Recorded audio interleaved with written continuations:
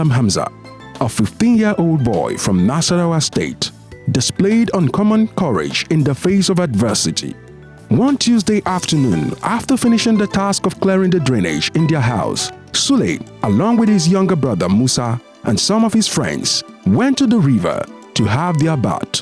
On getting to the river, they met other children, and soon they all got busy playing in the water. One of them, who incidentally couldn't swim but had been tricked into going into the river, began to drown. The boy's elder brother came out of the river and carelessly began to laugh at him as he struggled to stay afloat.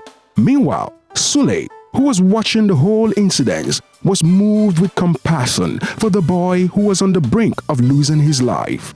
He jumped into the river, held the boy by the stomach, and brought him out to safety. Sule did this at a great risk to his own life because he wasn't a good swimmer himself, and the boy had grabbed his neck in fright, which nearly made him to drown. After the boy had coughed out a lot of water, Sule dressed him up. This act of bravery and compassion from Sule Malam Hamza saved the boy's life.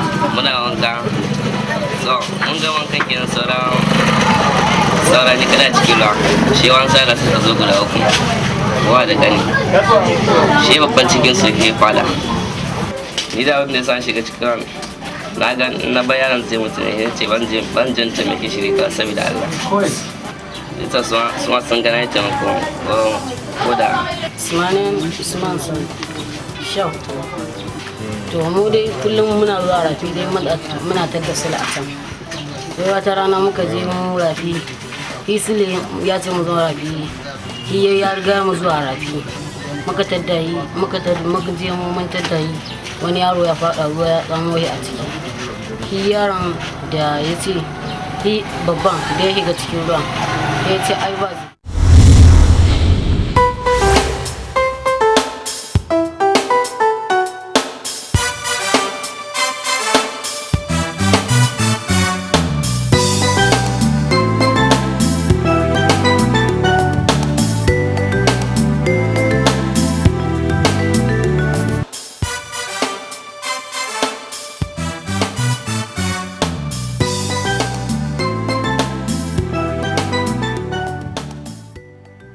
On the 8th of May 2011, 10-year-old Ajila displayed maturity, courage and boldness as she helped deliver her 16-year-old elder sister of a newborn baby.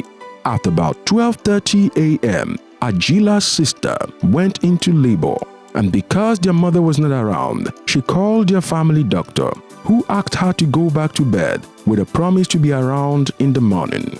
The doctor had thought that being a first delivery, the labor would take a longer period. How wrong? By 4 a.m., the contraction was getting stronger and Ajila's sister woke her up. But being a novice, Ajila did not know what to do. By 4:30 a.m., the head of the baby was already out, and now in serious pain, Ajila's sister called her to help. This cry awakened a spirit of boldness in Ajila, and she held the baby's head and tried pulling, but the head was slippery. So she got a small towel and used it to hold the baby's head while urging her sister to push. Ajila was able to deliver her sister of a baby girl without any complication.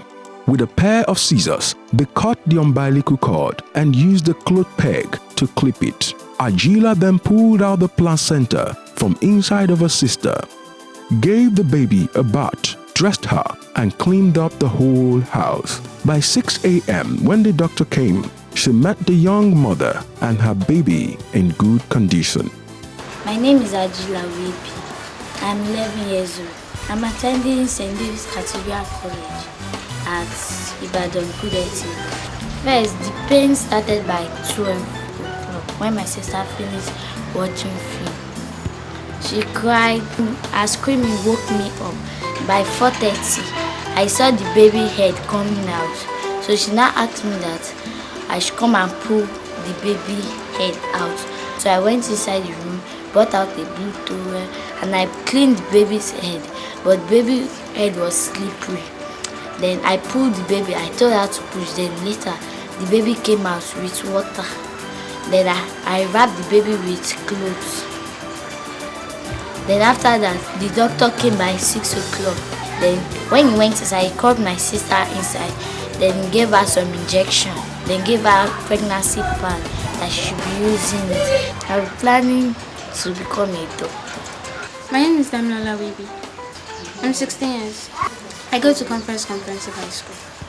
I'm from a family of 5, of 3 sisters, and I'm the first child.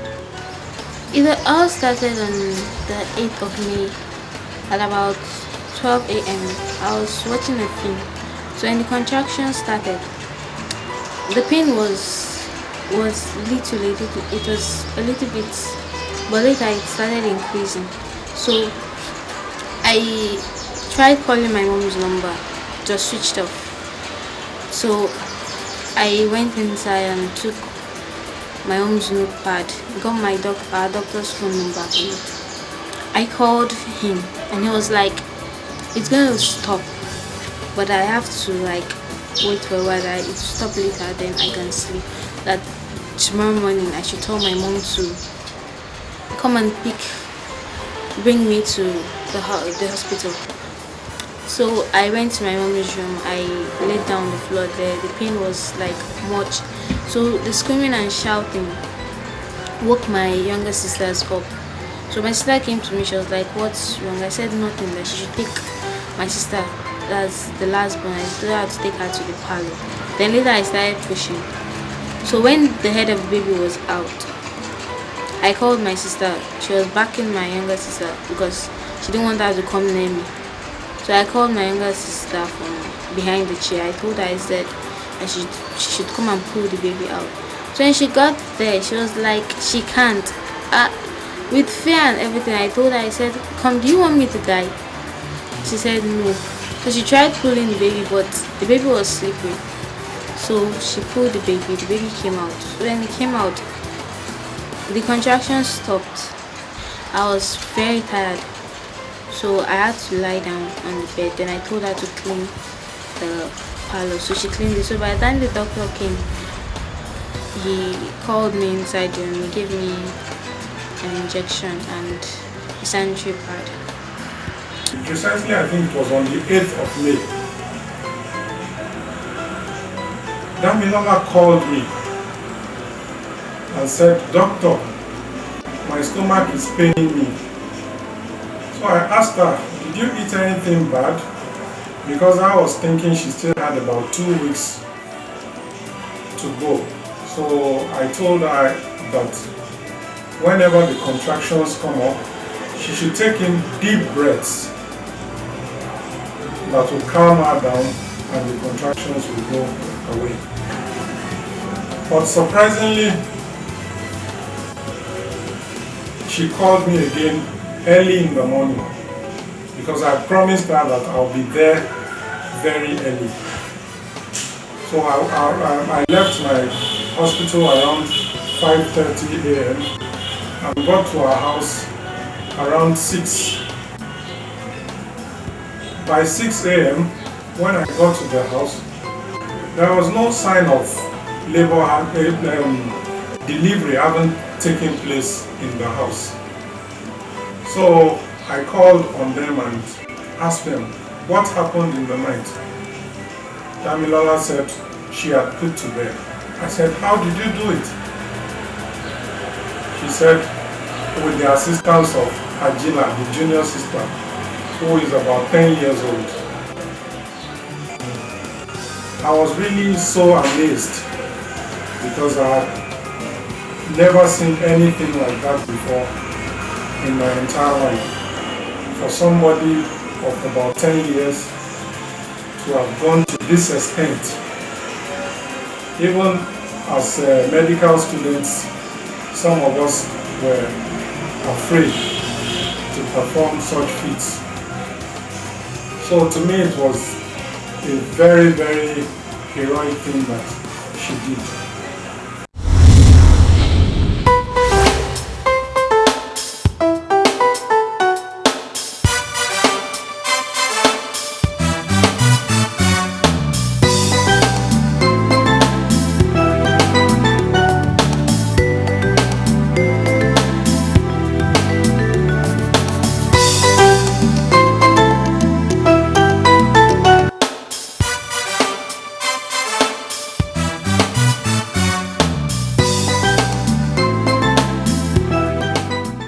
Njoku Chibo, a 14-year-old boy, exhibited the spirit of bravery and great courage one blessed day in July 2010.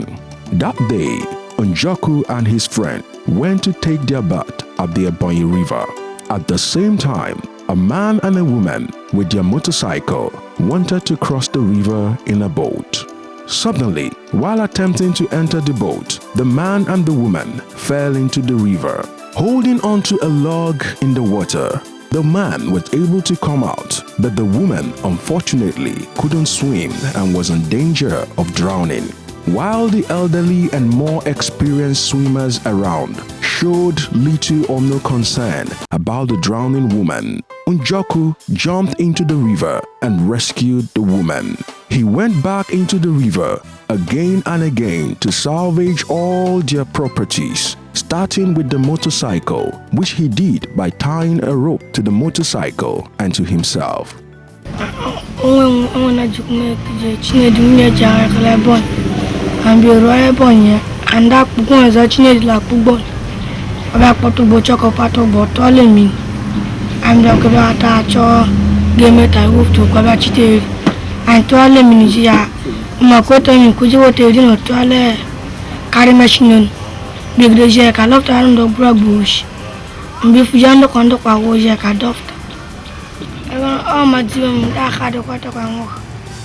About the incident, we was here that day taking our bath.